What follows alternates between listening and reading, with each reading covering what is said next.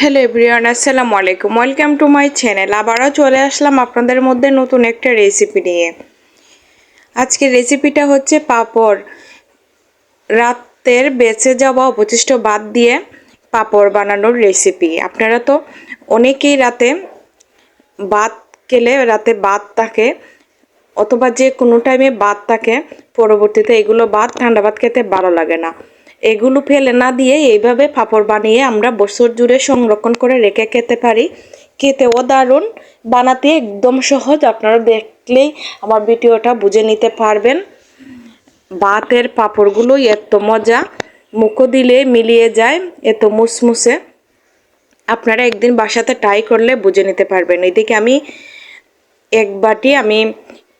ফুল করে এক বাটি ভাত নিয়েছি। ভাতটা আমি প্রথমেই একটা বাটনাতে বেটে নিতেছি। আপনারা হাতের কাছে যদি ব্লেন্ডারের মেশিন থাকে তাহলে ব্লেন্ড করে নিতে পারেন, অথবা আবার শিলপাটায়ও বেটে নিতে পারেন। যার কাছে যেভাবে ইচ্ছে এইভাবে বেটে নিতে পারেন, অথবা হাত দিয়ে ছটকিও নিতে পারেন। বাটটা বেশি মিহি করে বাটতে হয় না। ওদিকে আমি বাটটাকে এইভাবে একটু বেটে নিতেছি।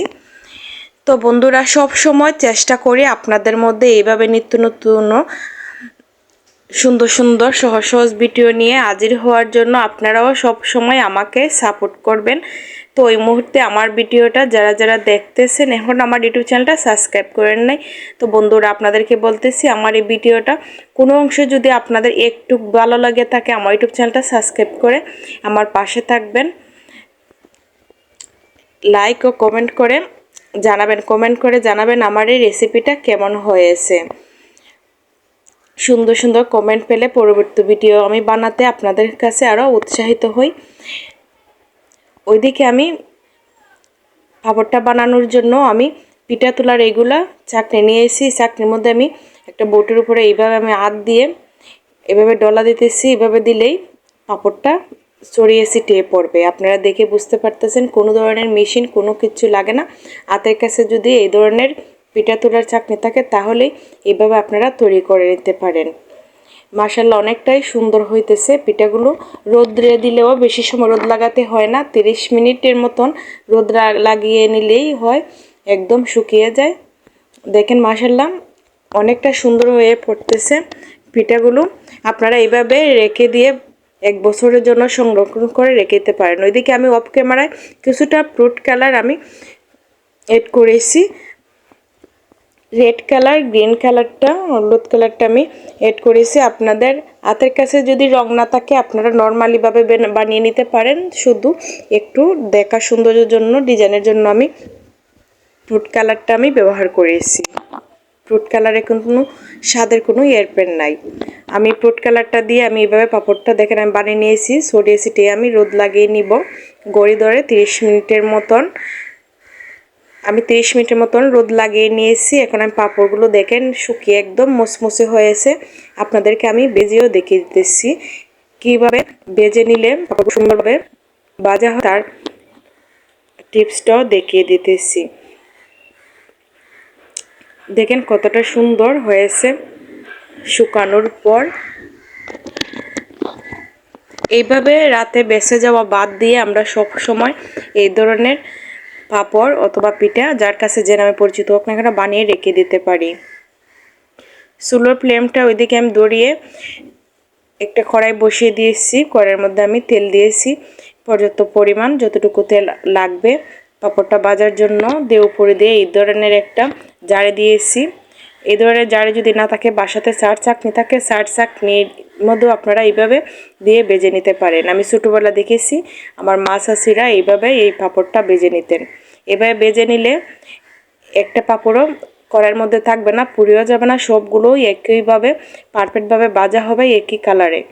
দেখেন মাশাআল্লাহ, আমার পাঁপড়গুলো ভাজা হয়ে গেছে। আমি একইভাবে সবগুলো পাঁপড় আমি ভেজে নিব।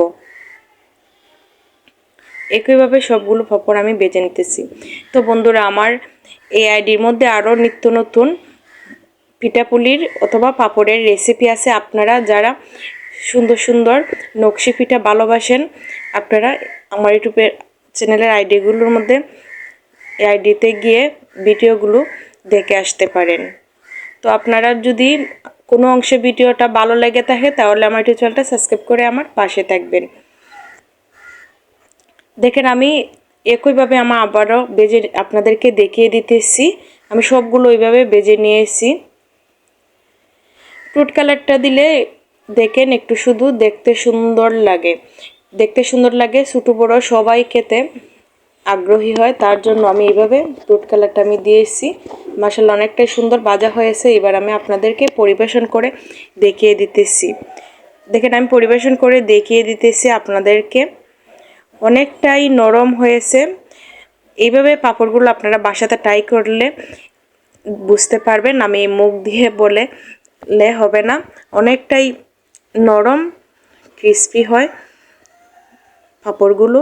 আপনাদেরকে আমি ভেঙেও দেখিয়ে দিব। আমি পরিবেশন করেছি, আপনারা উপরের দিক থেকে চিনি ছিটিয়েও খেতে পারেন অথবা বাসাতে জুলা গুড় থাকলে জুলা গুড় দিয়েও খেতে পারেন, যার যেভাবে ইচ্ছা আপনারা এমনিতেও খেতে পারেন। দেখেন হাত দিয়ে এভাবে ডলা দিলেই একদম গুঁড়ো গুঁড়ো হয়ে যায়, অনেকটাই পারফেক্টভাবে হয়েছে আমার এই পাঁপড়গুলো।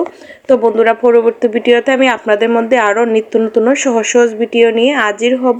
আল্লাহ হাফেজ।